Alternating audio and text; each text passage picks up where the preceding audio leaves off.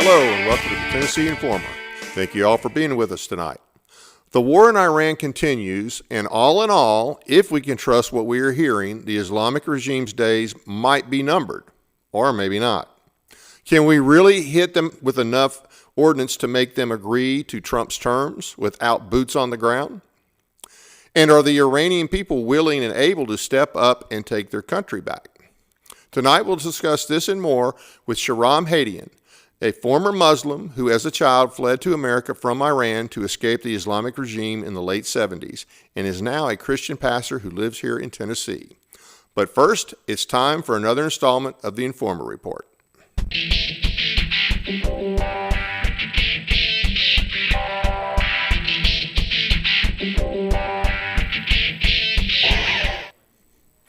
Iran should have been dealt with years ago. While I have my concerns about how the president, every president since the end of the Second World War, has been allowed to take offensive actions clearly not delegated in the Constitution, I have no doubt that Iran is and has been the leading state sponsor of terrorism in the world for decades. They have repeatedly stated their desire to destroy the U.S. and Israel, and they believe they have to take action against us to facilitate the Shia Islamic belief of the end times and the 12th Imam. This is not new. So in the big scheme of things, getting rid of the regime is a good thing if we can actually do that without U.S. boots on the ground. I believe there has to be boots on the ground to make it happen, but don't want it to be ours. And I don't think President Trump does either. Many have made the claim that we are fighting Israel's war. That ignores the long history that I just referenced. Additionally, some claim Trump is Netanyahu's puppet. I think that the idea that Trump takes orders from anyone is laughable. He's far too arrogant for that. How much of this war is really about China? China gets much of its oil from Iran, and Venezuela, until recently, was one of their key suppliers as well. What support, if any, is or will China give Iran? So far, they've done nothing but talk. Will they intercede? Let's hope not. And if they don't, what does that mean? Russia is reportedly helping the Iranians with targeting. No surprise, but will they actually get involved?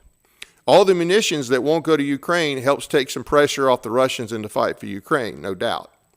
It seems this war is viewed either through an anti-Israel bias or a love everything Trump says and does bias, when it should be viewed through a constitutional and national security lens. And that should include a thorough risk analysis of all actions taken, including potential fallout at home and abroad. If things go south, support at home will not take long. The loss of support at home will happen very quick. The Trump administration has not done a good job of communicating the question of why now, so far anyway. That wraps up this installment of the Informer Report. If you have a news story that you want to alert us to, be sure to send an email to tninformer.tv@gmail.com.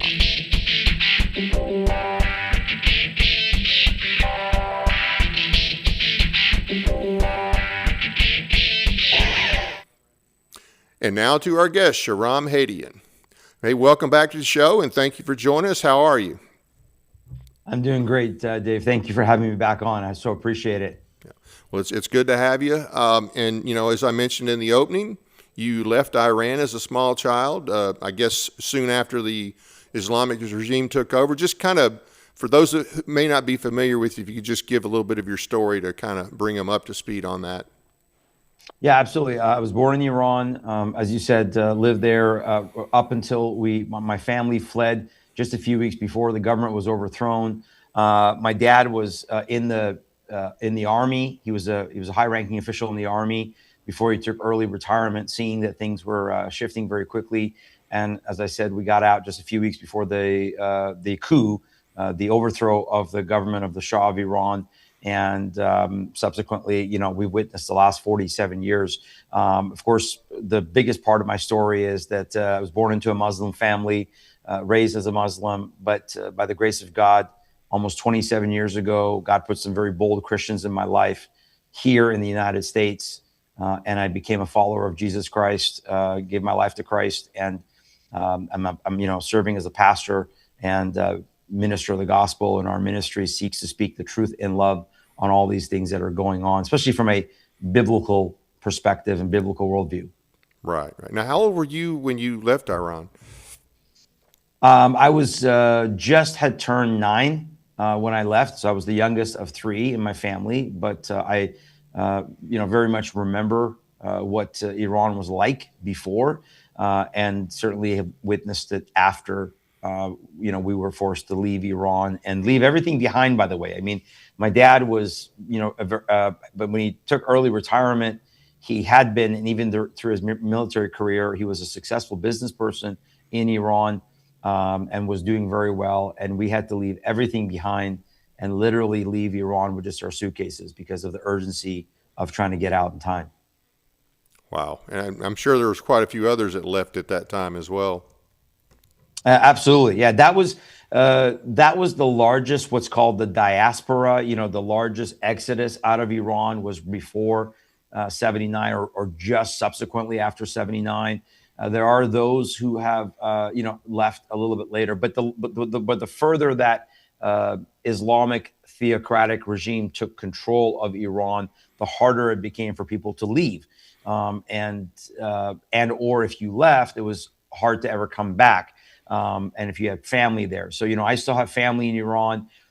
It's been very difficult over the last 3 months to have communications within Iran.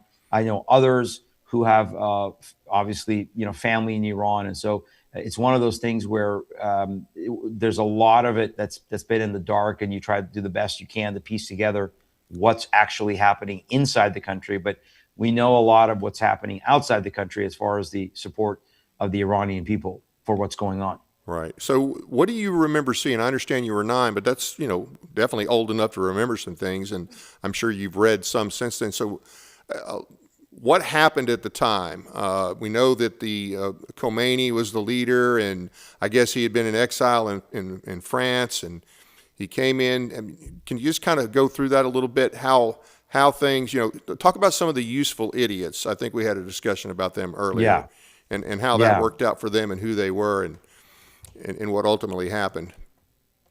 Yeah, to take a step back, really it happened back in the 50s, started in the 50s, because the son of the Shah of Iran, who was the second Shah, he was kept in power by the support of the United States back in the 50s.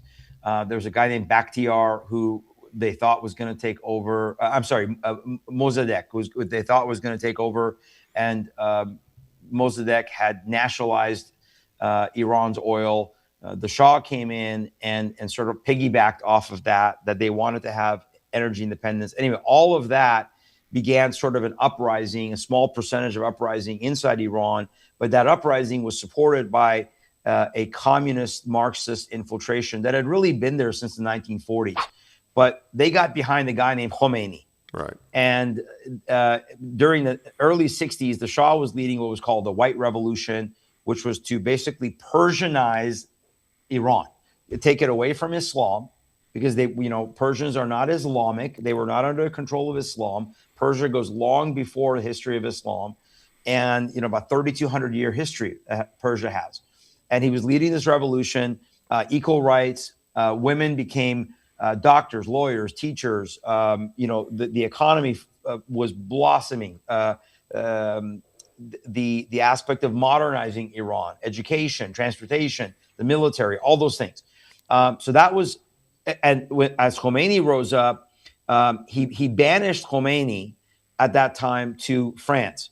But there was always that under element of the communist Marxist kind of infiltration that was there. Well, there was a group I know we're going to talk about later again, but there was a group of Marxist communists in Iran that were called MEK, the Mujahideen Khalq. And this group was working with outside forces to undermine the Shah, right, especially once Jimmy Carter became president. So really things were, there was strife in the late 60s, early 70s, but it was really at the election of Jimmy Carter That is when my dad saw a massive and rapid shift, because he was a liaison officer with the U.S. military, his role in the army of Iran, and he saw that the people they were sending over, they were beginning to cut off relationships. They were beginning to have a very different messaging, and that's when he started getting a clue. Now, the groups like MEK had already infiltrated, Dave, the college campuses. Right. So the college campuses, you were starting to see a push towards socialism and Marxism and communism. The Shah is decadent. The messaging went like this: the Shah is decadent. The Shah is a puppet of America. We need revolution. We need free this and free that. So the best way I can explain it to people is that those useful idiots were pushing for a revolution, but because it was a predominantly, quote, Muslim country, they couldn't have a communist revolution. It wouldn't sell. Right. So they sold it as an Islamic revolution to purify this so-called decadence of the Shah, or what they claim was the brutality of the Shah. And they, with outside support, there's no way in my mind that would have happened unless the United States had betrayed Iran. And I remember a speech by Ronald Reagan when he was running for president in 1980. I mean, by that time, we were in the States. We had already come to the States when that election was going on. But I watched the speech years later where he talked about that perhaps the greatest mistake that they've made in recent history was the betrayal, especially in foreign policy, was the betrayal of the Shah. And that led to the return of Khomeini. I think from what I understand, the Carter administration, they had thought that this guy Bakhtiar, who was in parliament, I believe at the time, would become the leader. But very quickly, the Marxists got behind Khomeini. Half the Air Force and military sided with Khomeini, and the rest is history, so to speak. But what's incredible, Dave, is within 9 months, my cousin was one of these useful idiots that was a part of this MEK group. Right. And within 9 months, Khomeini's regime, once they had established power, turned on the Marxists. The Muslims always turn on the Marxists. The green will always turn on the red of that axis, and began to arrest and imprison and torture and kill. So they came for him. And fortunately, one of his neighbors tipped him off that they were in his apartment, and he fled Iran, never to return again. This is the foolishness of the left that you see. And I don't think that Iran would have happened unless it was due to that Marxist, communist, and outside infiltration. So it was still, by that time, it was already a majority Muslim country. And so were they, well, all Islam is radical, but I understand not every Muslim actually understands what it's about, or actually necessarily follows everything. But the doctrine itself is not salvageable. So the Muslims that sided with Khomeini, were they all native to Iran, or did they come in from other places? That's exactly right. That's so important to understand, because most people, again, history sells this as some sort of an internal revolution. There was so much outside infiltration into Iran, and Khomeini had to import fighters from mostly Arab nations. Khomeini himself was from India. He's not even Persian. He's from India. There was a large Jewish population at that time in Iran. There was, of course, more than 50% of Iran were actual Persians, and then you have Kurds, and you have Loristan, Baluchistan. You have these different areas that were coalescing in Iran, but they all identified as Persian, as Iranian, and they imported these people, and then their messaging. Again, we have to understand, though they claimed that 98% of the people at that time were Muslim, many Iranians, like my dad, they identified as Muslim, but they were absolutely non-practicing, meaning if they're not non-practicing, they're not fundamentalists. They're not observing Islam. And rightly you said, there is no moderation within Islam. There are Muslims that are individually moderate simply because they do not follow the ideology. So with my dad, again, career military officer from the age of 18, he was in the military academy. never went to the mosque, never prayed, drank alcohol, smoked, ate pork. He was a horrible Muslim. If you were going to evaluate how observant he was of Islamic law. Right. But you ask the man, I'm a Muslim. Yeah. And I would later on, when I became a Christian, I'd say, Dad, what kind of a Muslim are you? Come on. So there were many Iranians. So to answer your question, if I had to guess at that time, it is no different than today. Less than 10% of the population were fanatical fundamentalists. But that 10% with outside support and outside infiltration overthrew the Shah and forced him out. And the best way to explain it, Ruhollah Khomeini, Ayatollah Khomeini, was the equivalent of Iran electing Zoran Mamdani. That's what was promised. It is identical. So that's why right now, so many of us Iranians and Christians who live through this, when we see New York and what's going on in New York, we're like, oh, Lord, like this isn't just bad.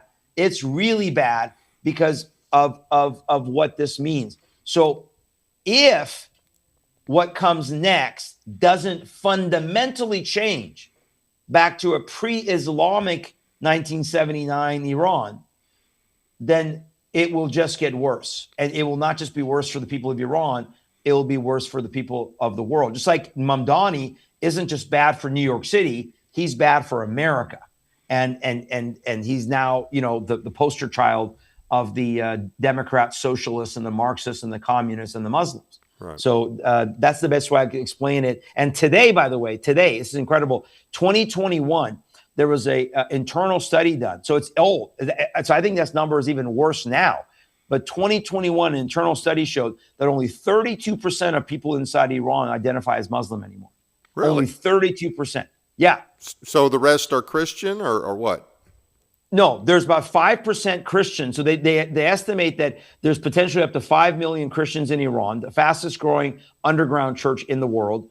But the majority are either identifying now secular or going back to Zoroastrianism, which is the ancient Persian philosophy, going back again to ancient Persia. So you're talking about probably almost 50% of the people now in Iran identify as either secular or Zoroastrianism, which, by the way, from a gospel perspective, it opens them up to the gospel, because typically the process, and it was my process too, Muslims first kind of come to a place of rejecting Islam before your heart can be open to accepting Christianity. And that was my journey too. I first had to recognize Islam as a lie.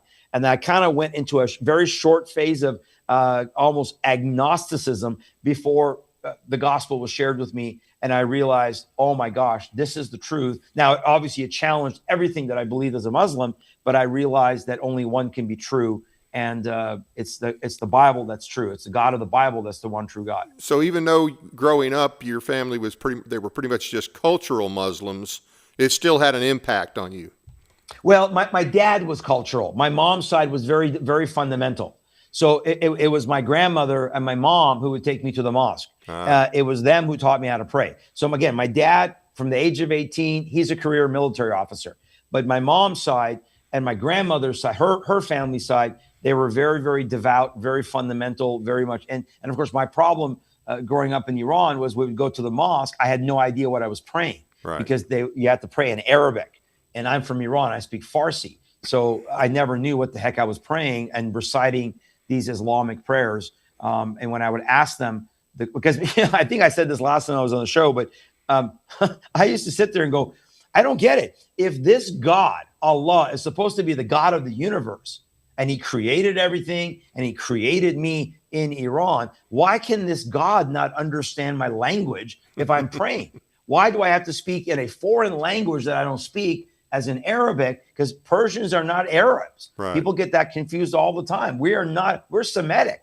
Persians and Jews are actually blood related. We go all the way back to the line of Shem, from the line of Noah, is Noah's son Elam. That is the ancient name of Persia in the Bible. So that's why you saw many Jews living inside Persia. That goes back to the days of Esther. Right. That goes back to the days of Daniel, where Shushan in Iran is the city of Susa in the Bible. So Again, this is the history that people just do not know, unfortunately. Right. So right now, how much support do you think the regime actually has in Iran?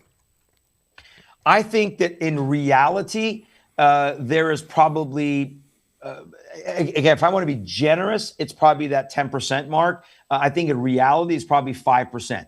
5% to 8% of the people inside Iran are loyal to the regime. Now, that's still a large number. When you Right. have 93 million people, Yeah, that's yeah. still a large number. So I'm not minimizing the threat. Yeah. But again and again and again, and we saw it in the latest massacre of the Iranian people, this, starting in December of last year and leading into this year, particularly January 8th, 9th, and 10th, where it's estimated that somewhere between 35 and 90,000 innocent Iranians were mowed down. They exported, particularly the Basij. If you heard this term Basij, B-A-S-I-J, the Basij are militias that they bring in from Iraq. They bring them in from Afghanistan. Some of them are from Pakistan. Some of them are from Syria. So these are imported Arab fighters who could care less about the Iranian people. And that's why, they'll indiscriminately kill. So my concern is, yes, there's a loyalist percentage inside Iran that are fundamentalists and that are strictly Islamic. And they have the weapons. They're the ones who have the weapons. They have the weapons, and they have outside support. As you just played in your opening, we see covertly, Russia continue to support this regime. We see after June of last year, when Israel had struck Iran, China giving technology, particularly China gave Iran satellite blocking technology, because in June of last year, Dave, you didn't see blackouts like you saw this time. Right. Israel hit Iran for 12 days. You didn't see this kind of blackout. We were getting information outside of Iran. People were still getting access to internet, uploading stuff. This time they blacked out, and this time they had technology which has been traced back to the Chinese. Because remember, Elon Musk had opened up Starlink. Yeah. The moment the blackout happened, he had said, we're going to open up Starlink. And yet most people couldn't access Starlink because they were being blocked. So this regime keeps getting life. I mean, this regime is worse than what is the cat of 9 lives? How many lives is cats supposed to have? Yeah. This regime has been given so many lives through 7 presidents, Dave. And you and I talked earlier. In my opinion, 1984, Marine barracks in Beirut. Yep. At that moment, Ronald Reagan should have gone before Congress and said, okay, that's it. Yep. They took our hostages. They've declared war on us from day one. They've said death to America. Now they just killed 241 of our Marines. Yep. We're going to go to war, and we're going to wipe this regime out. Yeah. But no, we passed the buck. And enrich, and then Obama came in, removed $150 billion in sanctions, gave them $4 or $5 billion in cash. Yeah. And they keep getting them lifelines. I want to go back to that a little bit. So it was actually October of 1983, and I remember it because I was in the MEP station. Oh, okay. One day was, and I don't remember what order it came, but one day was the invasion of Grenada, and the next day was the Beirut bombing, or whatever, the day prior.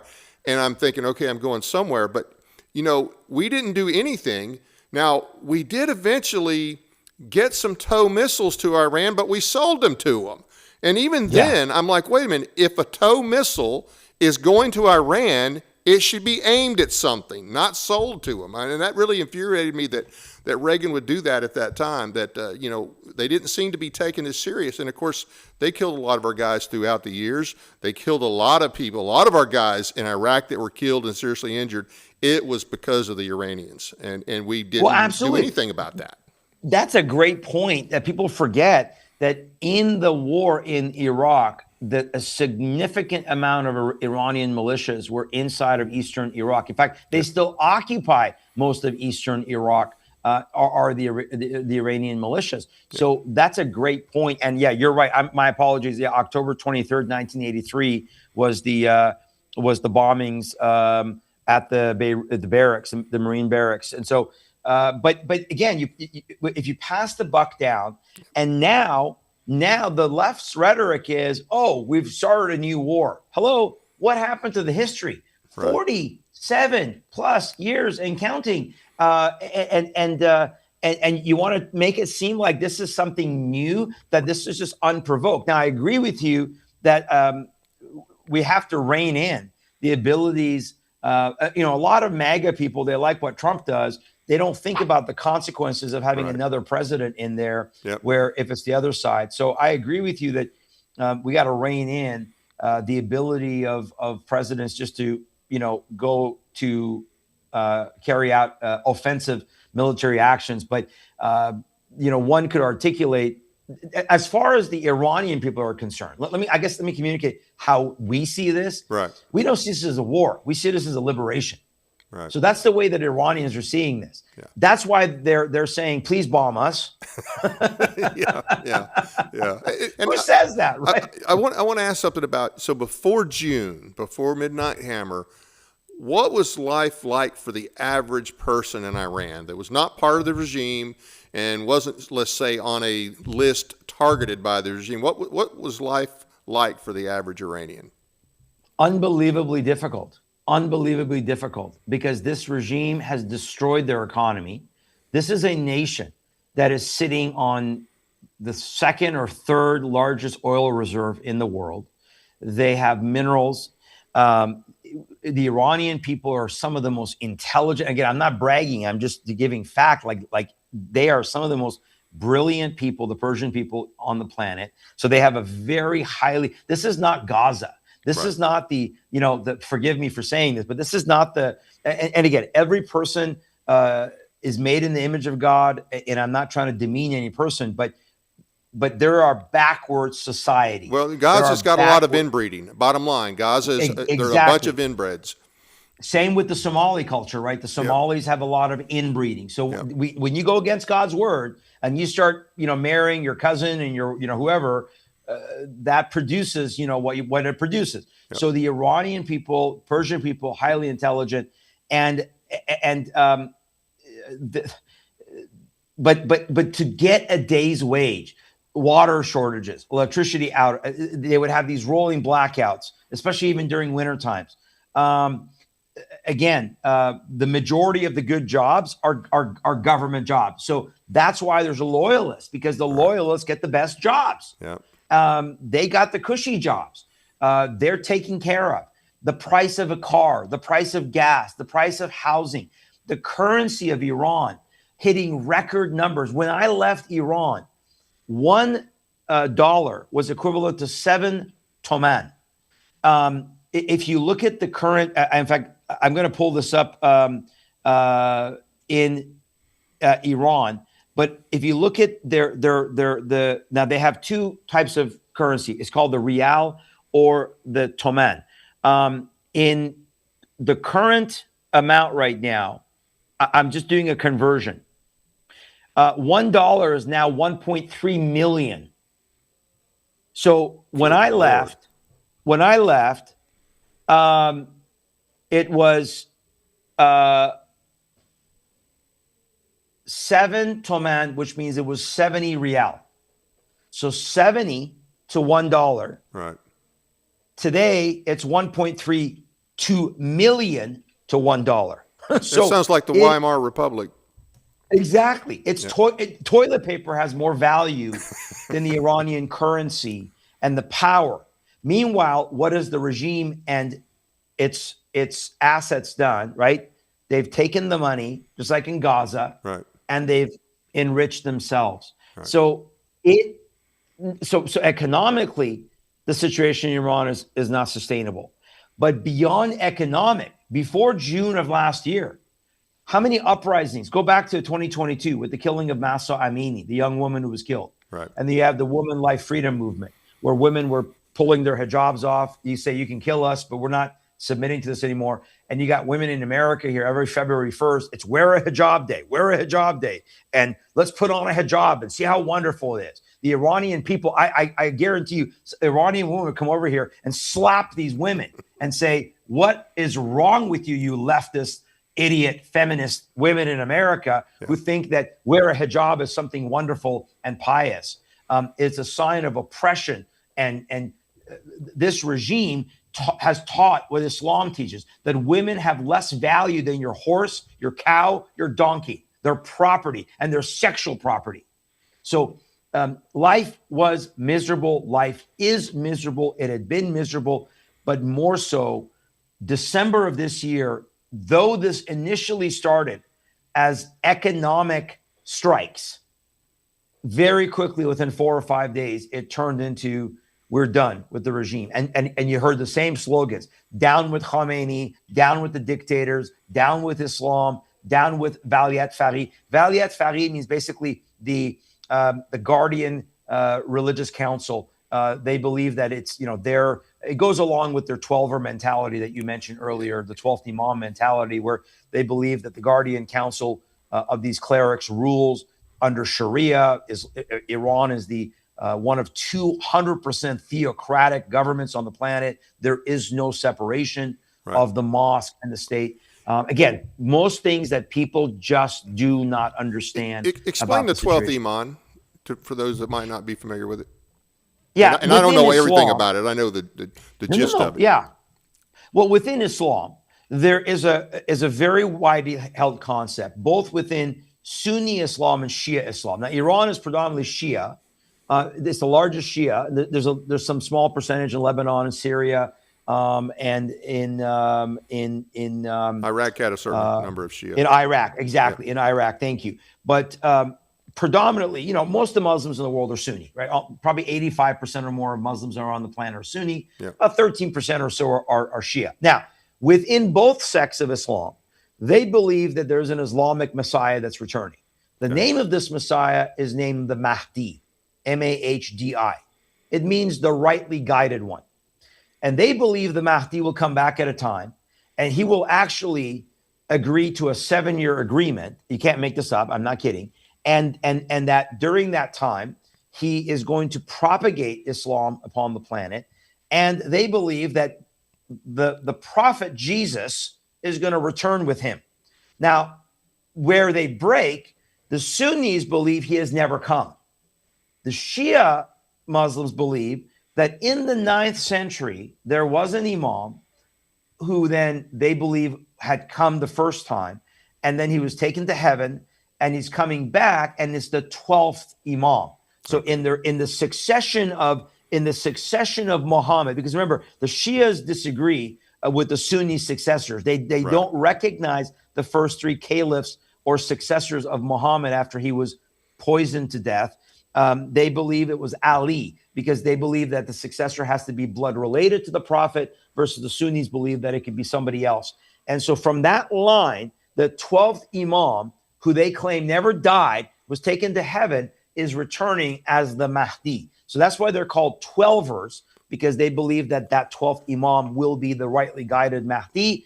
The Sunnis agree he's coming, but they believe he never came. So either, do the Shia believe that, or maybe both of them believe that they have to do specific things to make him come back, or is he just coming back when he's ready? No, absolutely. They believe that they must create the environment on the planet by seeking to usher in the Islamic Caliphate, the global order, governmental order, in order for the Mahdi to come. Now, the Shias are a little bit different in that they believe that they can do it through whatever means, including chaos, war, conflict. The Sunnis more so view it as takeover. So they see it as the more they propagate and take over, the more quicker the Mahdi will come. The more areas they take over for Islam and declare to be the upper house. Remember we covered that, I think I was on the show last time. Yeah. The quicker they believe he will come.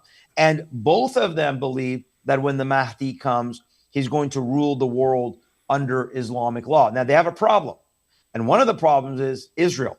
Israel's in the way, because they believe that the Mahdi will come to Syria, to Damascus, and then march an army to Jerusalem and take over Jerusalem for the caliphate. So as long as the Jews are there, as long as Israel has become a nation, that's a fundamental problem for proving that Islam is correct and that Muhammad actually is the, quote, final prophet. And then the more that they try to removed the Jews from the land since 1948, and they're still there, the more that presents a problem for them. So that's why the leadership of Iran has said that in this regime, as far as, well, they believe that, yes, they believe that will be a type of a Armageddon battle based upon the return of the Mahdi, who will lead an army upon Jerusalem and destroy the Antichrist. Now, who do they believe the Antichrist is? They believe the Antichrist is the Jesus of the Bible. So they call the Jesus of the Bible Al-Masih Dajjal, the false Messiah. Even though they claim... I thought he was coming back with the... I thought they said he was coming back with the Mufti or whatever. The Jesus of the Quran is coming back with the Mahdi. Oh, okay. The Isa of the Quran, who's simply a prophet, right, who is not God, never claimed to be God, never died, never was crucified, never was resurrected, right, according to the Quran, he will come back because they believe that Isa, their prophet, was taken to heaven. He never died on the cross, that Allah made it look like, this is the 4th chapter of the Quran, verse 157, that it made it look like it was Jesus, but really it was probably Judas on the cross. He was taken to heaven. He's alive, and he's going to come back soon with their Messiah to tell the Christians they were all wrong. Yeah. They're going to wipe out all the Jews that won't submit to Islam, and then they're going to take over. That's what they claim. But but they have to do it. They're not. Their God's not going to do it. They have to do it. Exactly. Unlike my view that the kingdom only is ushered in by the king, by Jesus himself upon the earth. The Jesus of the Bible, the King of Kings, Lord of Lords. Unlike some Christians who feel that no, it's our job as Christians to usher in the kingdom, and then Jesus will come back. Well, look, I don't see the world getting more Christian. No. I see the world getting less Christian and less godly and less righteous and more evil, as the Bible has said that the days will wax more and more evil men and imposters. So, so their view is that the true Jesus will come back and fight the fake Jesus, and will tell all the Christians, you guys were wrong by following in fact, there is in Sahih Bukhari, one of the hadiths, that's the passage that says that the son of Maryam, a just ruler among you, he will return, and he will do 3 things. He will break the cross, because he's going to come back and set all the Christians right. Oh, there was no cross. I'm not God. Don't call me God. I was not the son of God. God doesn't have a son. Number 2, he's going to kill all the pigs, and that's not talking about the swine animal. That's a reference to all the Jews. And number 3, he's going to abolish the jizya tax, that extortion tax that's for dhimmis, second-class citizens. Because at that point, it won't be needed anymore, they claim, because the world will be subdued to Islam. Now, I have bad news for them. That ain't going to happen, because the true King of Kings is coming back to subdue the world under his foot as the King of Kings and Lord of Lords. So Islam will be destroyed. I mean, I have no doubt that Islam will be destroyed upon the return of the Lord. Now, so since 79, I mean, and anybody who's our age should know this, but it seems to me like there's a lot of amnesia out there. So let's talk about the role of Iran in Islamic terrorism after taking power. And it's not just the Shias that they support Islamic terrorism regardless. It's not limited to just the Shia sect. Absolutely. Okay, let's start with more recent history. So they have supported Hamas and the Muslim Brotherhood since its inception. People forget that the Muslim Brotherhood started, Hamas morphed out of the Muslim Brotherhood. They had the IAP, which was the Islamic Association of Palestine, 1987. That morphed into Hamas. So this regime has supported Hamas, which are Arabs. They're Sunni, but supported them in their plight to take over Jerusalem.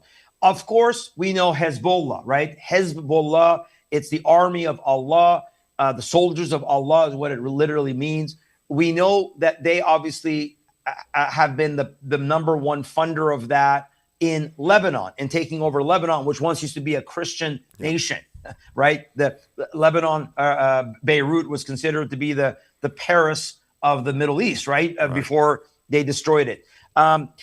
So they have supported those organizations. They support, obviously, proxies like the Houthis. But let's go beyond that. Let's go further out of the Middle East, because they've done training with ISIS. They have the Islamic Jihad. They have so many of these groups they supported. They support Islamic groups in Africa. So they have fundamentally supported the Fulani, Boko Haram. The regime has their hands in everything, because as you said, it doesn't matter Sunni Shia. It matters that Islam is propagated. Right. But let's talk about North America. We have known for 3 decades that Iran has had an unbelievably strong presence in Central America, particularly with Venezuela, under Chavez before, then under Maduro. And we know that they have been working with the Mexican cartels for decades. I had a conversation probably almost 20 years ago with a sitting member of Congress, a gal by the name of Sue Myrick, who was from South Carolina. And I think she was from South Carolina. And she was on the House Intelligence Committee.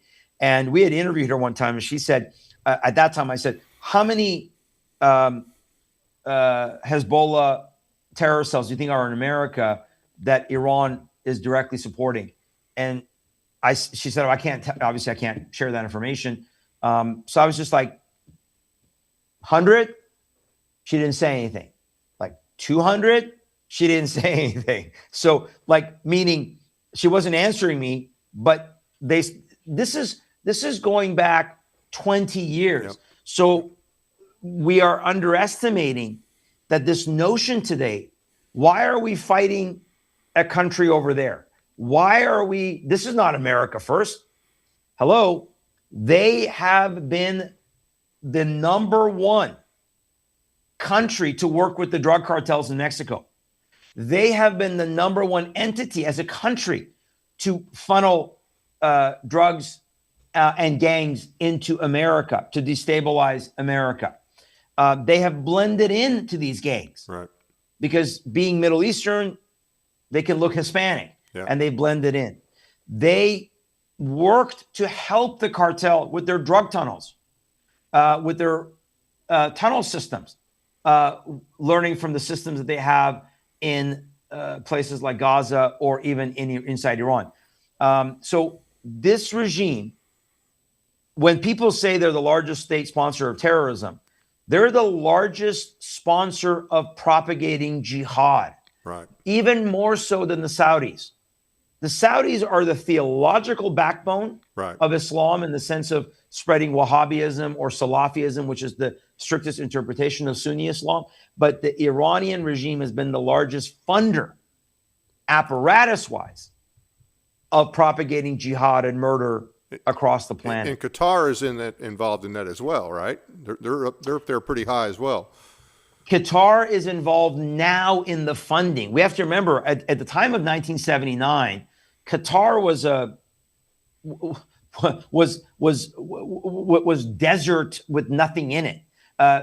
If you look at pictures of the United Arab Emirates, if you look at pictures of Qatar or Bahrain, these places had nothing at that time. It was OPEC. It was it was, and again, this is why I said earlier, it was a huge deal that both Bakhtiar and the Shah of Iran were trying to nationalize the oil.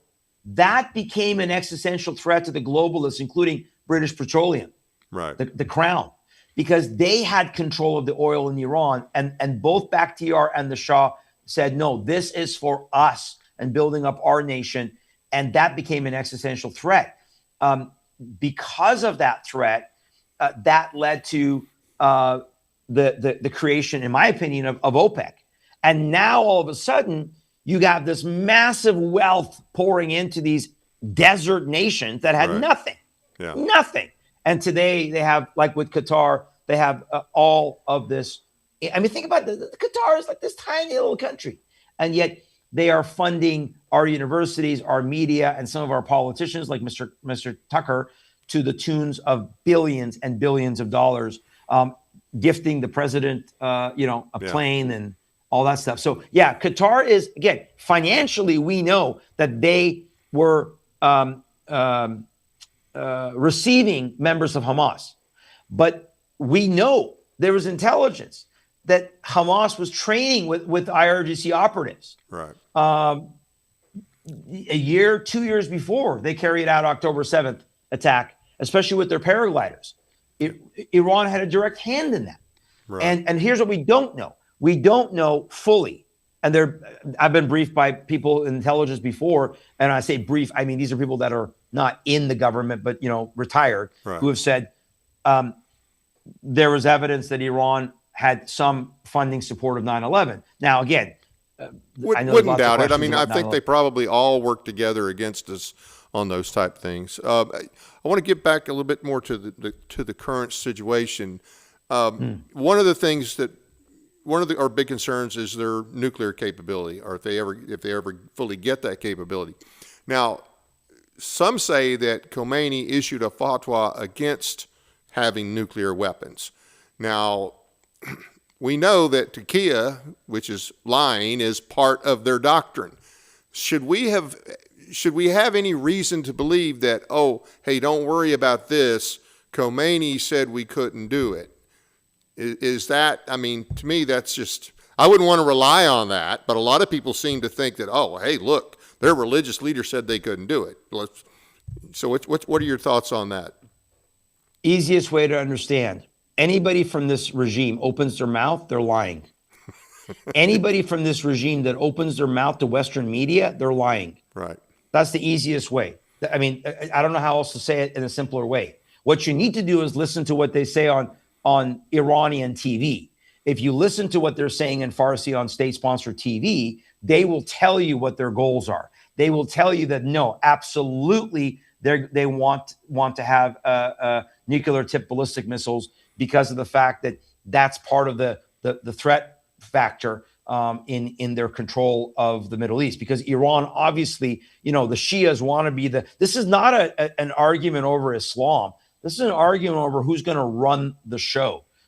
That's what the sectarian division was. It's the Sunnis want the power. Right. The Shias want the power. They both want Islam. They both want to propagate Islam. And there's not that much of a difference between Shia Islam and Sunni Islam. But to your point, one of the things that was very shocking was, why was there no media coverage? Or why did we not hear? And as you said, I agree with you. I think the president and his administration have done a terrible job of articulating. He did a little bit of that on the night of the strikes this time around, but they've done a terrible job of articulating the reasons. Witkoff comes out in an interview. Witkoff, his foolish Middle East envoy, right, and says in the third meeting with the Iranians in Geneva, the representatives told them very boldly, we have over 400 kilograms of refined enriched uranium at 60%. In a matter of a few weeks, we can get it to 90% and build 11 bombs, nuclear bombs. You should lead with that. Like, that should have been the lead story, and yet nobody covered that. Why was that after the fact? Why are we learning about that after the fact? So when did that happen? I mean, I saw the interview, but when did it actually happen?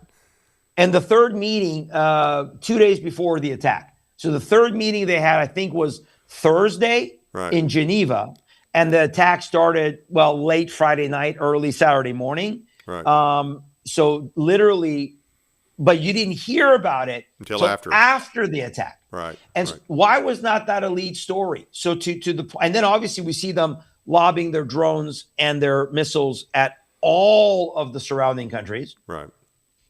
So why is that not understood, that this is an existential threat to not just the Arab nations, but to the world? And this regime, Khomeini, they're lying when they say, remember I said earlier, 12er mentality.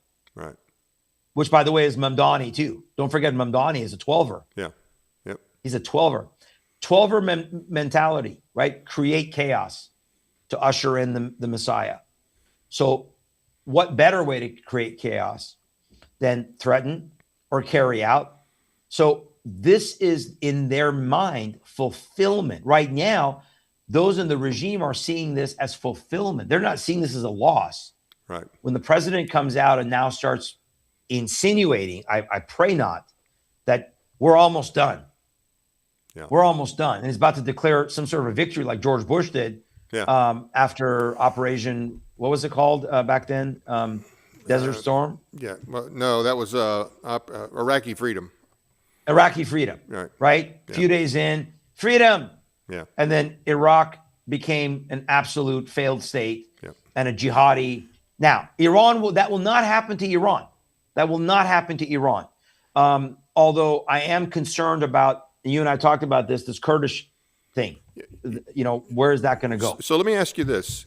Do you think the regime can be replaced without boots on the ground? Now, I understand I don't want American boots on the ground, even though I think we had reason to deal with with Iran. Forget Israel. I'm talking about we had reasons to deal with Iran. I'm not sure that we had a good plan to deal with them. I'm not sure that, like I say, I don't necessarily like the way it came about, because we moved all of our Navy in there, ahead of time, and then basically threatening them and saying, hey, either make a deal or we're going to hit you. Well, that goes back to we talked about the war powers issue and not having your president out there on his own making it, because this country, our Constitution was not set up for the president to take the lead on offensive action. It just wasn't. A lot of people don't like that. I know there's people out there screaming War Powers Act. Read the damn thing. It doesn't say what you've been told all these years.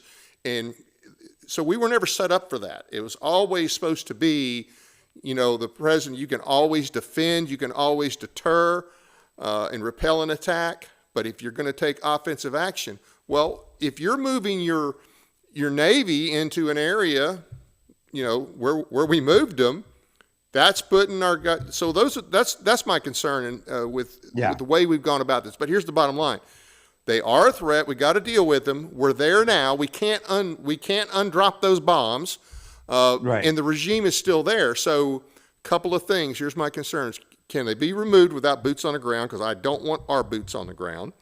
Right. You mentioned the Kurds, but here's the other side to it. Their standard for winning is the regime surviving. Right. And regardless of, if Trump decides to call it a victory and, we're going to stop bombing and whatever, how's that going to look into the Islamists across the world? They'll be celebrating. All of the and they'll be encouraged, not just celebrating. They'll be encouraged. They'll be encouraged. They'll be emboldened. It'll be a disaster. Yeah. It's a foreign policy disaster because if you don't remove the bully, as you said, the victory to this regime for 47 years has been surviving it. Right. And every time they see it every time they survive, they see it as a gift from, quote, Allah. They see it as a spiritual victory as far as inside the regime. Right. Then outside, as you said, the jihadist elements outside the rest of the world, the Muslim Brotherhood and Turkey and all the ones who are watching this, they're going to be emboldened by this. Right. To answer your question, do I think regime change can happen without boots on the ground? I don't think so, because this regime can fortify itself and hang on. So two things are necessary. And the Crown Prince Reza Pahlavi, the son of the Shah, has from the very beginning started out, even before any military action was taken this time around. Because again, I said this to you earlier, Dave, I argued that I think that had Israel been allowed to keep going last June, this regime already would have collapsed, because they had been planning that operation for 7+ years. And they had so many intelligence assets. They still have so many intelligence assets, from what my friends in Israel are telling me, that they knew where to hit, how to hit, and how to keep taking, they're good at, like the pagers, right? They're good at doing that kind of stuff. Where the U.S., I don't think is as good. We like big, right? We like big bombs, big shows, the big B-2 bombers. We carried these 30,000-pound bombers, blah, blah, blah, obliterated. We like to have this kind of bluster talk. The Israelis they like covert, behind the scenes, right? So Operation Pager well, I'm not trying to laugh, but it was brilliant in the sense of, if you're gonna, if you're gonna take people out in a very sophisticated but yet controlled way, where that you only take out that person and not harm other people. Anyway, so I've spoken to people. I interviewed a guy on my show, I think I told you, who is part of the Reza Pahlavi's team that wrote up the kind of the transition plan for Iran for this very scenario, as far as what would the 100 days, 500 days, 1,000 days look like until they can have free elections, which they haven't had in 47 years. They know that without defections, this will not happen. That's number one. So if you do not have and remember, in 1979, had there not been the defection of half of the Air Force and a part of the Army, it probably wouldn't have happened. That overthrow wouldn't have happened. And that was, again, thanks to outside interference by the United States. And my dad would tell me years later that one of the things he saw was not only, again, was his position being cut because as a liaison officer, because there was no more liaisoning when Carter took over, but he said they were sending envoys from the U.S. Military to Iran to then brief, and their briefings included, if the people rise up, do not resist them. They were setting them up for the coup. They were setting them up for stand down. Basically, the best way I can say it, they were giving them stand down orders. Stand down. Do not protect the Shah and do not resist the people. The same thing is got to happen today. That's number one. Pahlavi has said from the very beginning to the not necessarily to the IRGC, but to the military, the army, and to the police. You got to side with the people because you have weapons, they don't. Right. So that's boots. So going back to your question, well, that's boots on the ground, right? That would automatically be boots on the ground now, siding with the people. And then they could train and arm the people to have boots on the ground. Number two, you got to have the U.S. continue to target, or Israel or somebody continue to target the regime bringing in assets. Right.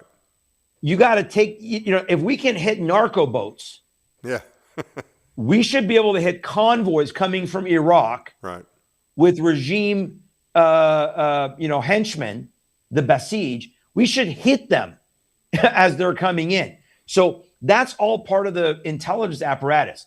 The Kurds, okay, it has potential to be boots on the ground because they do have an army. It's not a huge army, but they do have an army.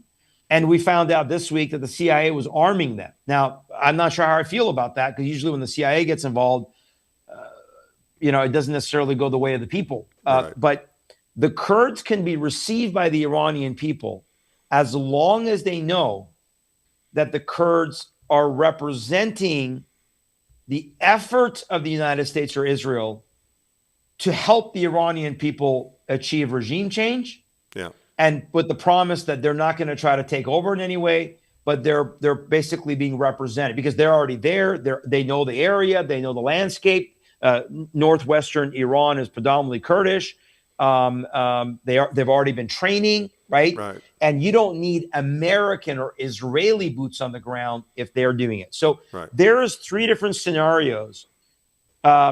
Defections have got it. Now, I didn't like when Trump said to the IRGC, drop your weapons, we'll give you blanket immunity, because who is he? Yeah, that's not his Who's place he to do determine it. that? Just like he's not his place. He's insisting that he is going to have a hand in whoever replaces Khomeini. I'm like, well, wait a minute, that's not your lane. And I guess the mentality is, well, we're dropping the bombs, so we get to call the shots. But I was just wondering how the people in Iran, if they even heard it, how would that go over? It will not go over well. It will not go over well. Right now, the people of Iran are very much appreciative of Israel, both inside and outside of Iran. In fact, there was videos this past week of Iranians going to Israeli embassies throughout Western Europe and Cyprus and Spain. And I saw it in Italy and some other places where they're putting flowers and saying, thank you, Israel. Because, again, I have friends in Israel. They're being shelled, they're being bombed, but they recognize that this is for them and for the Iranian people. And so they're willing to put themselves at risk. Already, I think, 10, 11 Israelis have been killed. So the Iranian people right now, there's a lot of goodwill. Let's put it that word, right. that way towards Trump, because since now he kept his word. He had said, and I think I told you this. I didn't even want Trump to get involved. I wanted Israel just to go finish it. Yeah. But once he opened his mouth and said, "We're locked and loaded. If they kill help's on its protesters, way." I we're think coming. he said something like "help's on his way." He said specifically, go into the streets, take your institutions, take the names of the collaborators, because they're going to pay, and help is on the way. So before the weekend of the 8th, 9th, and 10th of January, hundreds of thousands of Iranian young people went into the streets with those words. Right.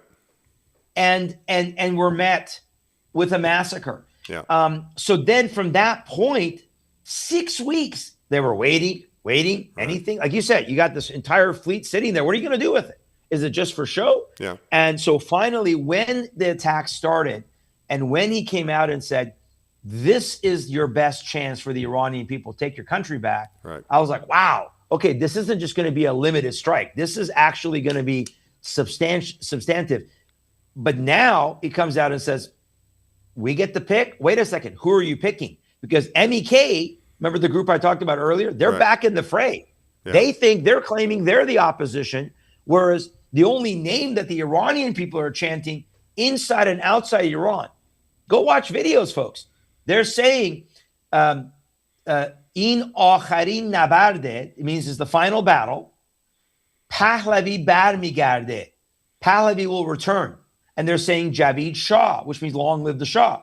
Okay. That's the only thing they're shouting. They're not saying MEK. So if the U.S., if the likes of Giuliani and Pompeo and these people in the apparatus of the conservative movement are supportive of this MEK, which is a Marxist Muslim group. How do they not know that? Terrible. How do they not know that? How do they not know that? Thank you. MEK was listed as a terrorist organization by the State Department before Hillary Clinton and Barack Obama took them off the list. Don't forget Valerie Jarrett's, her dad, I think her dad, right, she's half Iranian. Yeah. And Valerie Jarrett was tied to the regime. So her dad was tied to the communist Marxists in Iran. So they took MEK off the list. MEK has rebranded themselves now as this National Council of the Iranian Resistance, NCIR, and we have a plan. And their leader, Maryam Rajavi, this woman who wears a hijab, these are Islamist Marxists. They hate Israel. They hate Christians, and they will be, if not the same, maybe even worse, because then it would give the appearance that, we have a free Iran. They're saying Pahlavi. That's the only name they're saying. But Brother Dave, I don't know how you can accomplish this regime change from just dropping the bombs. Again, I fully believe the Israelis have assets on the ground. I don't expect Mojtaba Khamenei to last very long. Trump insinuated today that I think he's already wounded. I think he's already wounded. But here's the thing, though. If at the end of the day, if the regime is not replaced, or if even if this guy's out of the picture, okay, this guy dies, whatever. Right. If we're just playing musical jihadi chairs, yes, exactly, then you're not accomplishing anything. Nothing.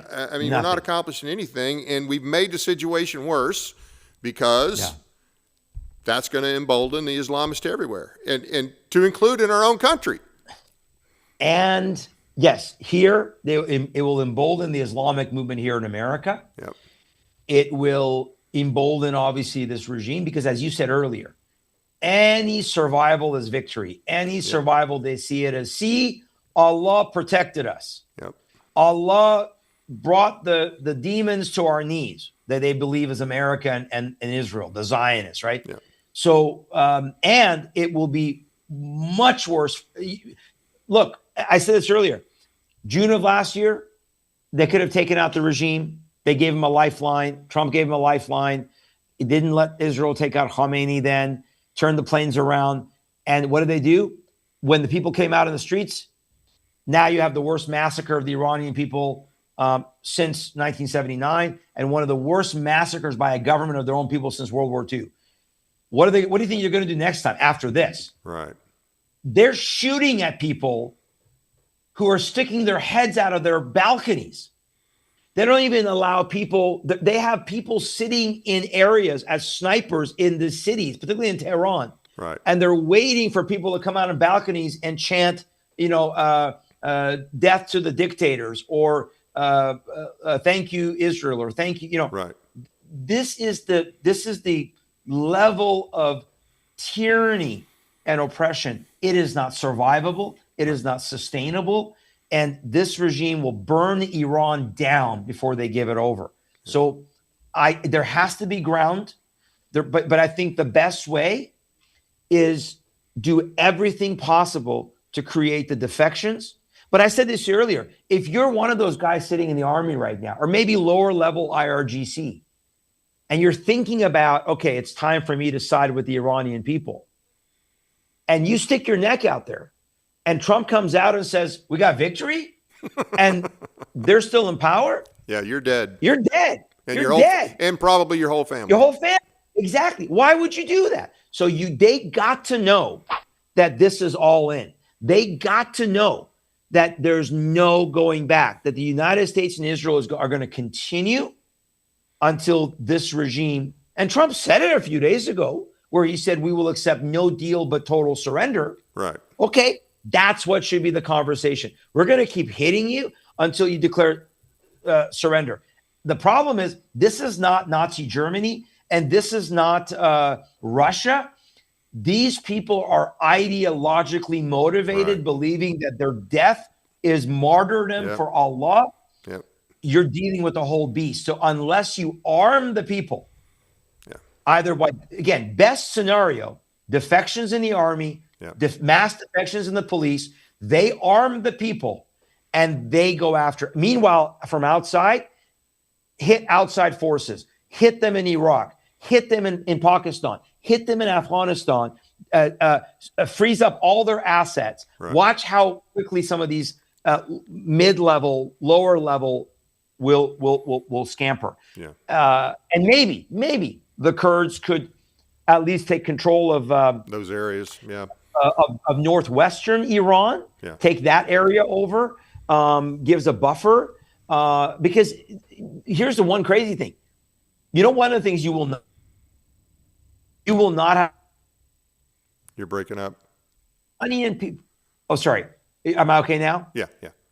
Okay. Here's one of the things that will not happen. You will not have a refugee crisis. You're not going to see millions of Iranians being allowed, being brought here as refugees. Yeah. Yeah. They will stay in their country.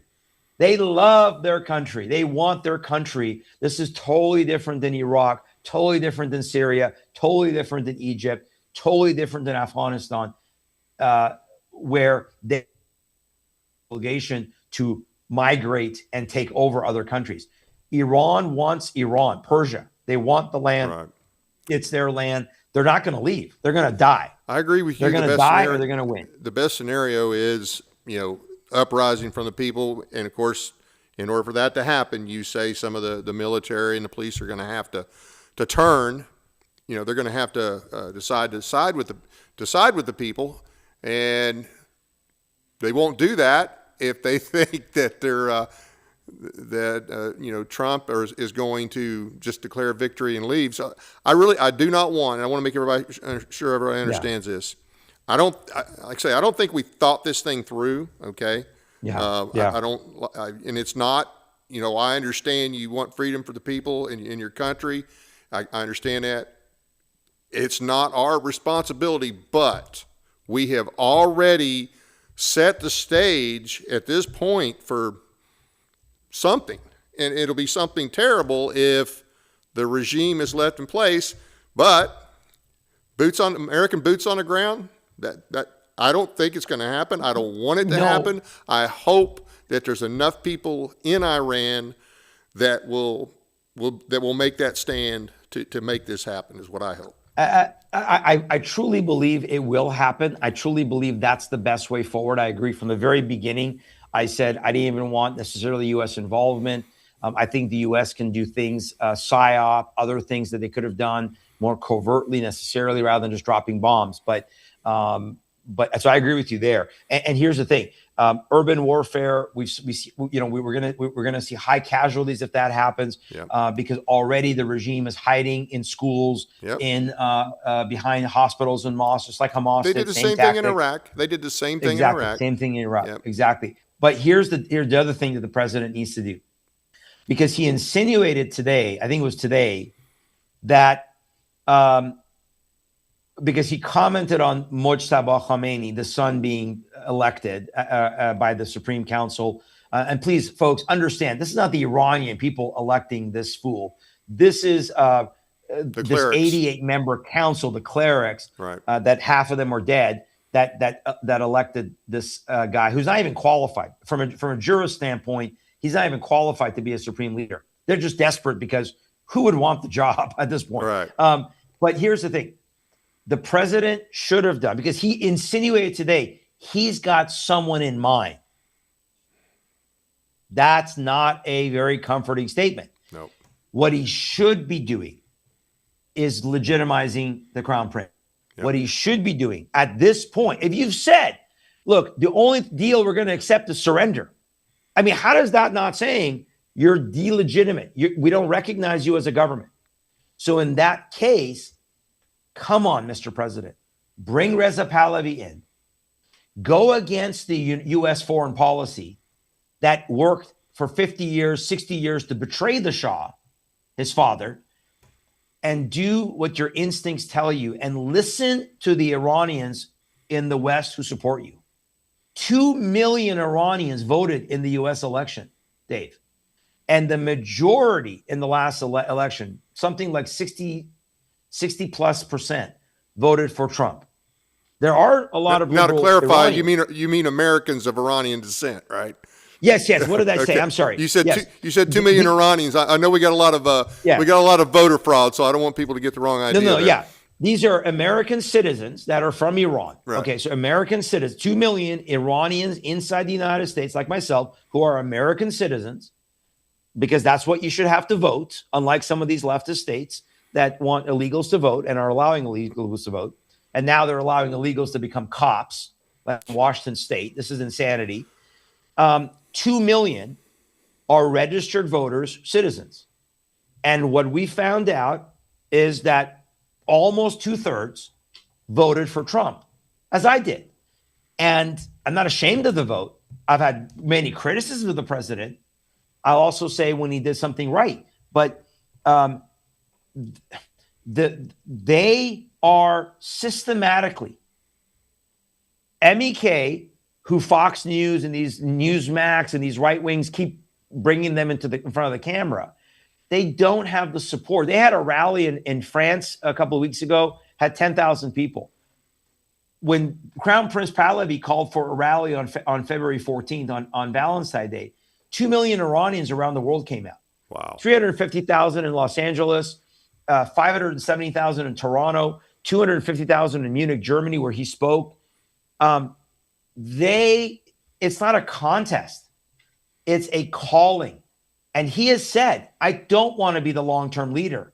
I just want to come and help with the transition of my people and my country, my birth country, and lead this transition to get to the people the point where they can have a free election and set up a form of government, either a constitutional republic or a constitutional monarchy, and set up where they can pick their leaders.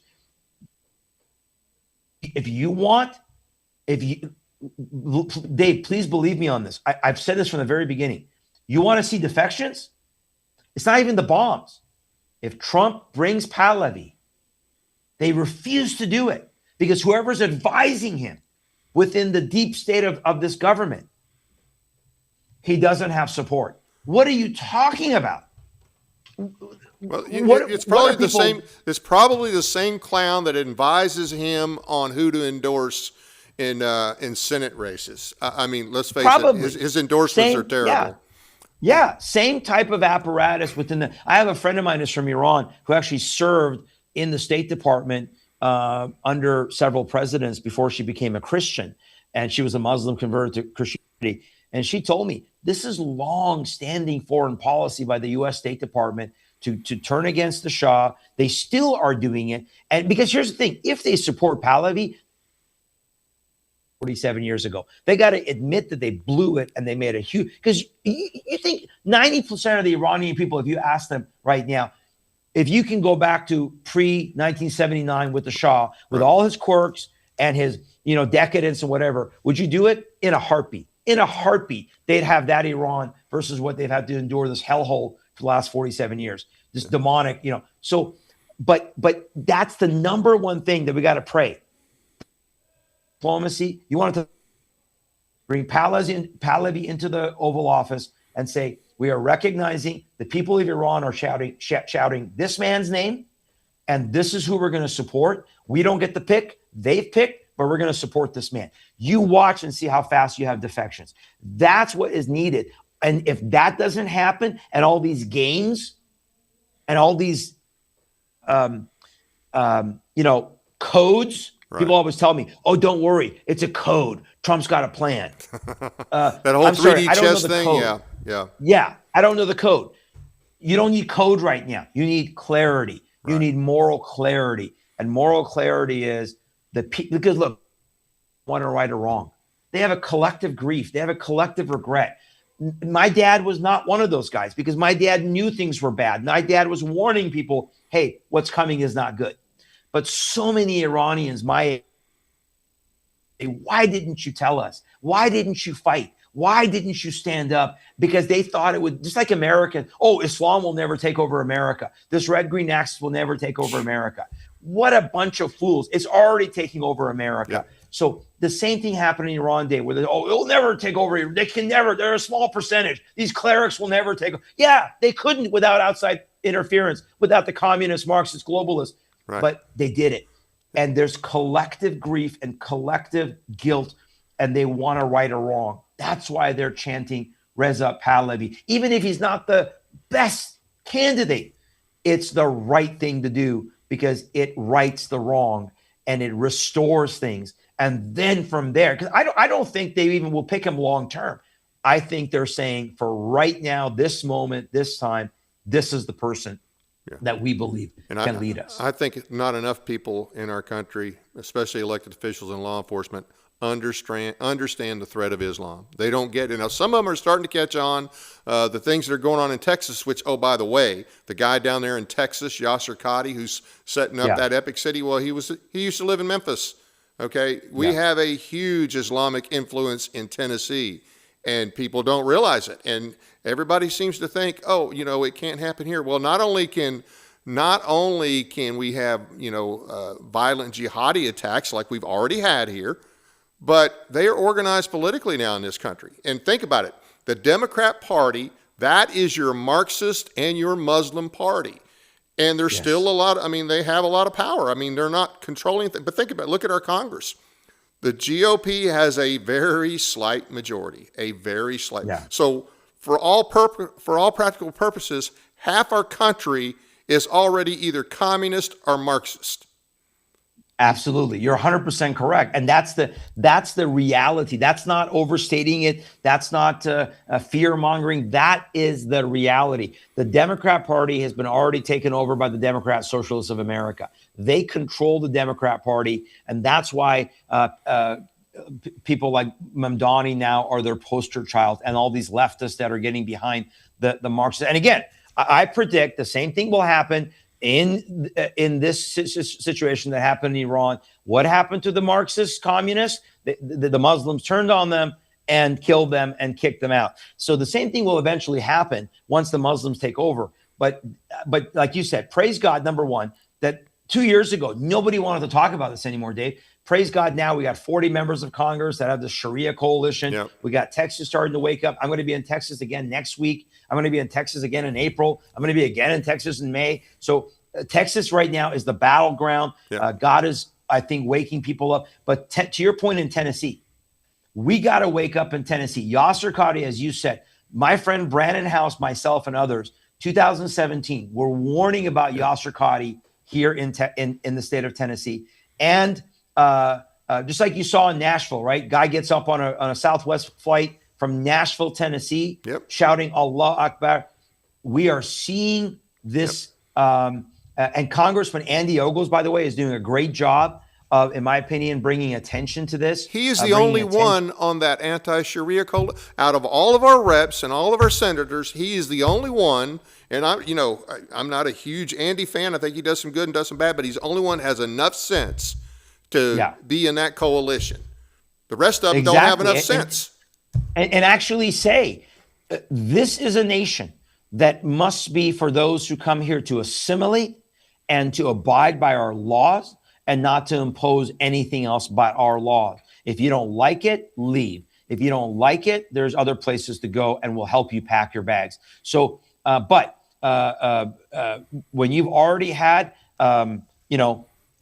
Somali Muslims killing people here in Tennessee, when you've had huge enclaves that are forming like in Memphis and in Murfreesboro, Tennessee, you got Muslims pouring money in, like the guy that gave $3 million to build or they named the school in Cookeville, Tennessee after him, the engineering school there. They call it the Ashraf Islam School of Engineering. Right. This guy is a Pakistani Muslim from Houston. Houston, Texas is now the finance capital for the Islamic movement in America. It's the second largest Muslim population in America beside New York City. Texas is in trouble. So we got to wake up and understand, as you said. And what would be the message of the Iranian people? If I can give a message as an Iranian Christian, I'm an American, but if I can give a message that I can convey from the Iranian people to America, it would be, wake up.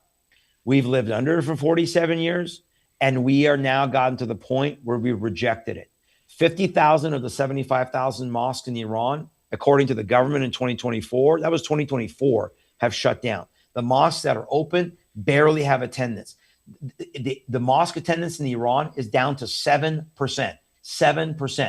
32%, as I said, only identify as Muslim. They're not just rejecting this regime, they've rejected Islam. And their message to America: stop dancing with Islam, stop going on dates, stop giving it a hug, stop thinking that you can coexist with it. It will not coexist. Rise up, stand up, fight for your country, fight for your person. Don't make our mistake that we made 47 years ago, America. And that's my closing message to anybody that's listening. That's why Iran matters right now, because this has implications for America. It is America first, in my opinion. Although I agree with you, it should have been done differently. But here we are now. We're in it.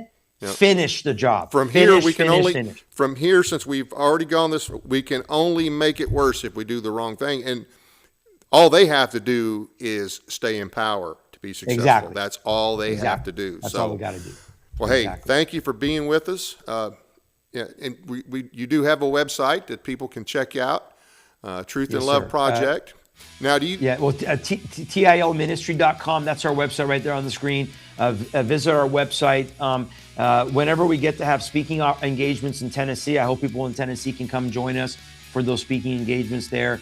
I hope more can open, and we're working on trying to brief, our mutual friend, Representative Fritz, who's running for governor, who I strongly support his run for governor. Absolutely. That's just my personal plug. We're working on trying to, get some information to our legislators about the Islamic movement and what's happening here in Tennessee. So please visit our website, our events calendar, and also we're on Rumble. So if people want to stay in tune there's our Facebook page, there's our Rumble channel.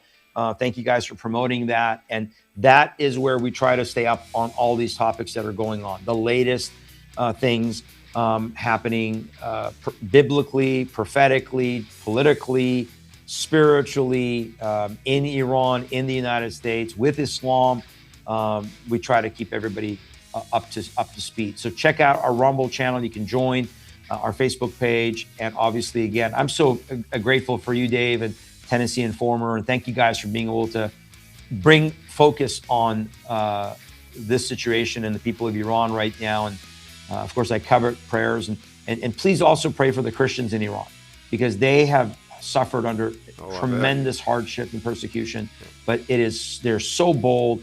They're so empowered by the Spirit of God under immense risk. And I'm excited. Iran, by the way, if it frees, it has the potential to become a Christian nation, and it has the potential to actually send missionaries out like South Korea did. Wow. It could become a missionary sending country to the rest of the Middle East if it actually can open up, and there would be true religious freedom. And people like myself have said, we'll go back and visit, we'll take teams, we'll go back and share the gospel openly on the streets of Iran. The moment that door opens, we'll make plans to go.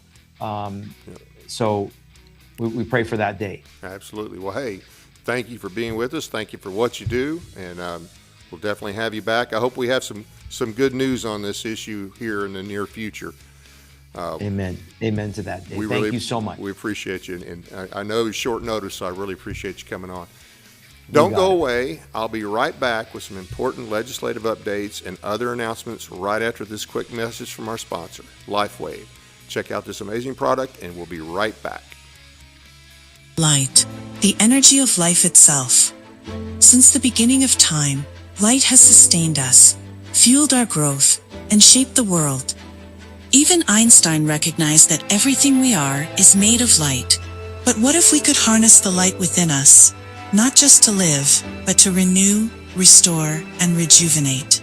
Introducing LifeWave X39, the first product in the world that activates stem cells using our body's own light.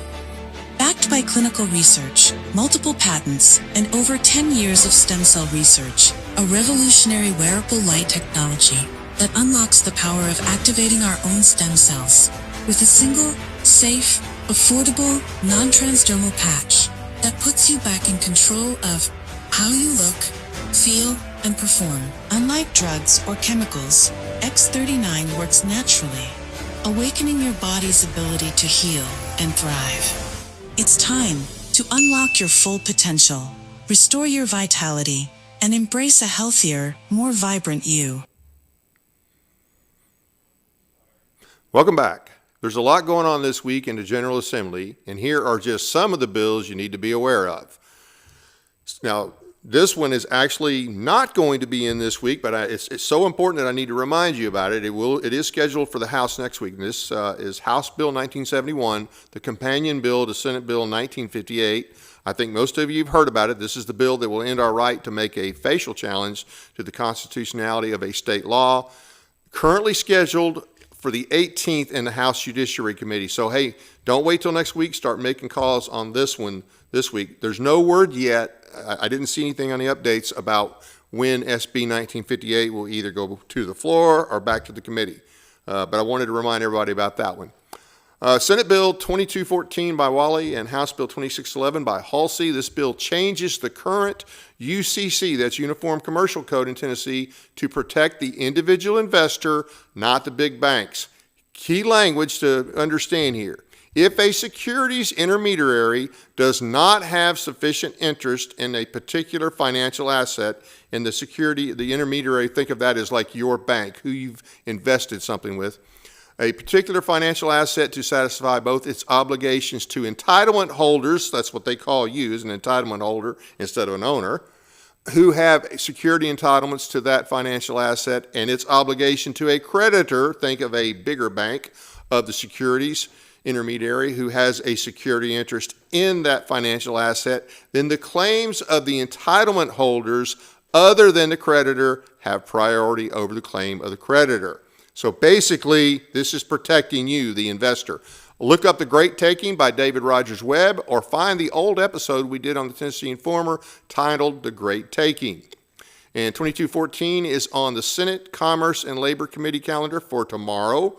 House Bill 2611 is on the subcommittee calendar, the Banking and Consumer Affairs, the Banking and Consumer Affairs Subcommittee for Wednesday. And let's see here. Okay, House Bill 0562 by Representative Fritz. This is a non-essential bill. If you remember back during COVID when Bill Lee decided, some people's jobs are just non-essential, so they're just going to have to suck it up. Well, This bill reverses this. This bill makes sure that that cannot happen again. It's on the Judiciary Committee for this Wednesday. Hey, the governor has fought this tooth and nail. He wasn't satisfied with just deeming your job, what was the term again? Oh, good Lord, non-essential. He wasn't satisfied with just doing that once. He wants to fight and make sure that if there's another emergency, he can do it again. So just keep that in mind. And this bill, actually the good language on it is, it prohibits a person, political subdivision, or public official in connection with a state emergency from categorizing or proclaiming by order, rule, or regulation that a lawful occupation is non-essential, or otherwise proclaiming by order, rule, or regulation that a lawful occupation is prohibited from operating based on what the lawful occupation is. Specifies a person harmed by a violation of the prohibition may bring a civil action for actual damages or declaratory relief. And that is House Bill 0652 by Fritz. House Bill 1852 by Fritz. This has to do with health care, enacts the Tennessee mRNA Pharmaceutical Sovereignty and Safety Act, which prohibits individuals, including professional providers of health care and veterinary medicine, from administering any vaccine or other injectable solution that contains an mRNA vaccine or vaccine material. It's on the Population Health Subcommittee for tomorrow. Yeah, we had a show about this just last week. And Senate Bill 1767 by Senator Bowling on the same topic, this is a Senate companion bill, is placed on the Senate Health and Welfare Committee for Wednesday. Now, House Bill 2039 by Halsey and Senate Bill 2071 by Watson. This is consumer protection, prohibits a person from requiring another to use programmable money for a transaction, prohibits an issuer of programmable money from denying a transaction based upon certain factors, requires an issuer of programmable money that denies a transaction to provide reasons for the denial to the affected party upon request. Designates violations to be violations of the Consumer Protection Act of 1977 and for other forms of release. It's in the Senate Commerce and Labor Committee for tomorrow, and it's on the Banking and Consumer Affairs Subcommittee for Wednesday. House Bill 2610, also by Halsey. It's on the Public Service Subcommittee for Wednesday. And hold on just a second. Oh, 26. All right. Okay, this is 2610. Okay, this is the nullification process bill. Okay, this is the bill that started a few years ago, basically that it creates 5 different processes for the state and entities within the state to challenge a federal law or rule as unconstitutional, and basically would allow, through this process, for it to be nullified. It's not it basically lays out the process. There's a few different ways it can be done. Guys, we got to have this. The federal government just passes all this garbage, and our state way too often just says, yes, sir, 3 bags full. And the title of this bill is Restoring State Sovereignty Through the Nullification Act. And once again, it establishes processes. There's a few different processes that you can challenge, whether it be a federal statute, a regulation, an agency order, or even an executive order.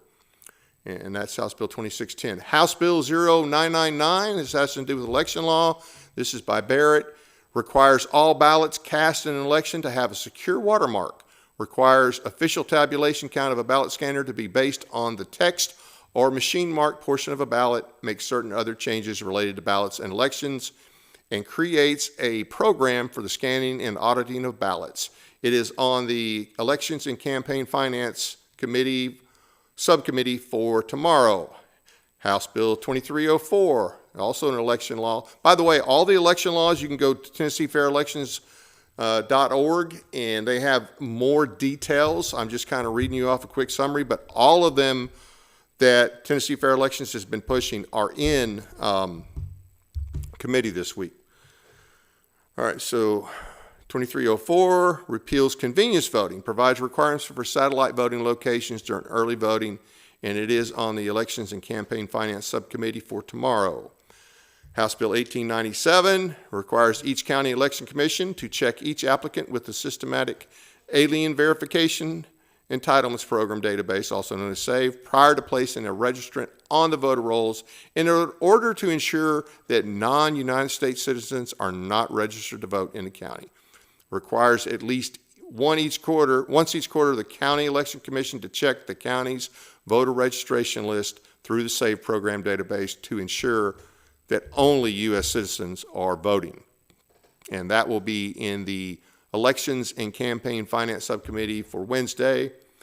House Bill 0851, another election law, makes changes to the process for voting absentee under the Federal Uniformed and Overseas Citizens Absentee Voting Act, placed on the State and Local Government Committee for Wednesday. A couple of education bills. House Bill 1729, and this is by Slater. All right, this allows student performance on the classic learning test to be used alongside the ACT and SAT for various purposes, makes various changes to homeschool testing requirements and opportunities available to homeschool students. Now, this is on the Education Committee for tomorrow. Now, here we talked about this bill when Tiffany Boyd was on last weekend, actually when we had Claiborne Thornton on a couple of weeks ago. Now, if you look on the site, this bill said recommended for passage if amended. The amendment is not on the site yet, okay? So I would have thought that based on that language, that amendment would have already been introduced to committee. So I'm not quite sure what's going on here. But as I understand, the last time they met, they did not actually introduce this amendment. They referenced it, but they didn't introduce it. So it seems to me like something a little shady is going on there. But I will tell you this, go to Free Your Children, Tiffany Boyd's website. I know she opposes this law as written, and so I would encourage you to go take a look at that. House Bill 1823, local education agencies, as introduced, requires a director of schools to refer a juvenile court a student who has formerly enrolled. All right, this is basically the truancy deal that we talked about, and this, it would take away the ability of a parent to put their kid who maybe is having problems in homeschool, ultimately would leave the decision to a local judge if you're in a truancy, a certain level of truancy, but that level of truancy, habitual truancy, could be as low, it would vary with the LEA, it could be 5, could be 3. It's another one of those things where they're basically trying to override the parents, the authority of the parents. So that's something you're going to want to oppose. It's an education committee tomorrow. And let's see, okay, there's a lot of other important bills in the GA this week. I've got actually a few handwritten notes that I need to go over real quick. House Bill 1737 by Representative Fritz. This is in criminal justice sub on the 11th. This removes the intent to go armed clause and also removes offenses for possessing or carrying a gun in a park, playground, civic center, or other public rec areas. House Bill 2514, also by Fritz. It's essentially a campus carry bill, and that's in the criminal justice sub on Wednesday. So we're trying to expand our Second Amendment rights, or Section 26 of our state constitution. House Bill 2098 by Warner. This creates a whistle. Essentially, this lays out a process for state employees to report potential crimes that they may have witnessed, or basically a way for them to report problems and concerns or potential crimes that they see in their office, in their daily work. And that'll be in the let's see, that's going to be in the subcommittee on Wednesday, Public Service Subcommittee on Wednesday, and then House Bill 2532. House Bill 2532 is the expansion of the vouchers. So they want to spend even more of our money on vouchers, okay? The vouchers are unconstitutional, but they want to spend even more. This bill's carried by Lamberth. And it's funny, too, because it's going to be in the K through 12 subcommittee tomorrow. And tomorrow happens to be the last day that anybody could pick up a petition to run in a state race. So tomorrow will be the last day any of these state reps could possibly be challenged challenged for their seat. But this is more wasting of our money. It's another unconstitutional bill. The vouchers are a bad idea. They're ignoring the issue that needs to be addressed, and they're just throwing money at a problem. And we don't need to spend more of this. So, hey, guys, there's a lot of other bills out there. I can't cover everything. If you want more information, so for instance, the nullification bill, anything having to do with state sovereignty, go to tncss.weebly.com. Elections bill information, tnfairelections.org.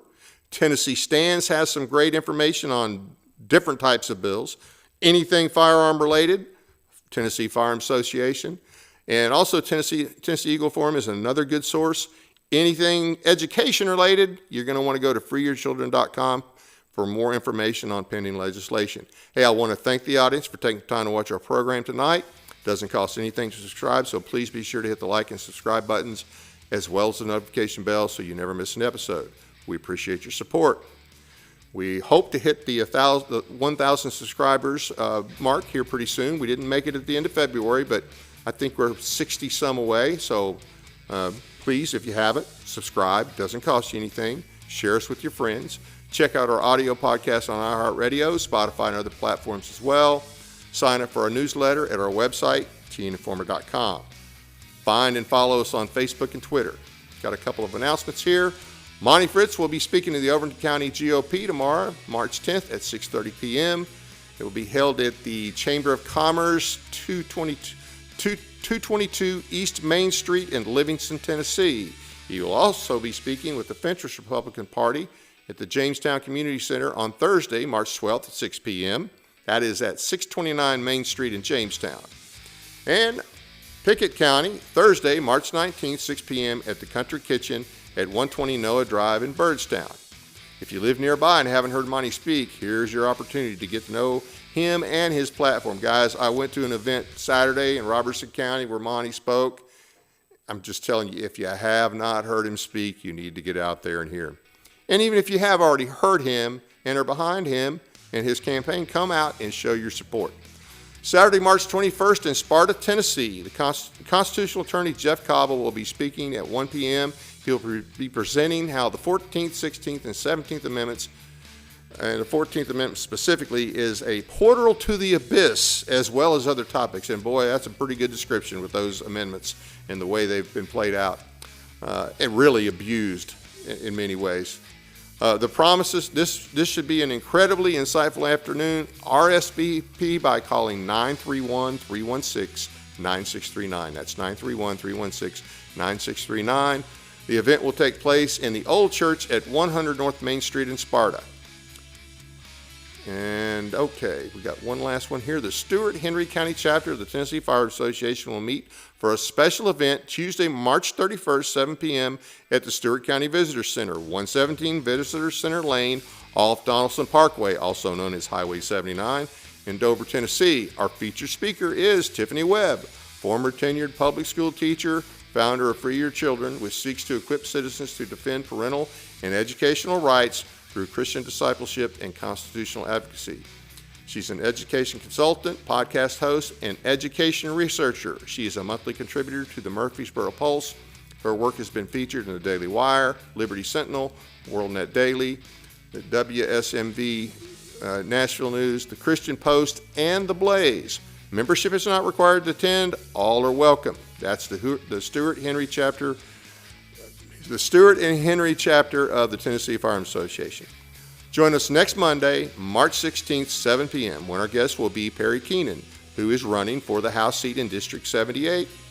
We had his opponent on a couple of weeks ago, John Llewellyn, so tune in and see what Perry's got to say. Take the time also to check out our other shows brought to you by West Tennessee TV. Go to westtennesseetv.com or My Paris TV. You can find links to the Mike Weatherford Show and Sportscast with Jeremy Bucklew. Tomorrow on the Mike Weatherford Show, Mike welcomes Anthony Wallace and Brad Dublin talking about how Demolition Derby has changed since Mike was involved. Should be a great show.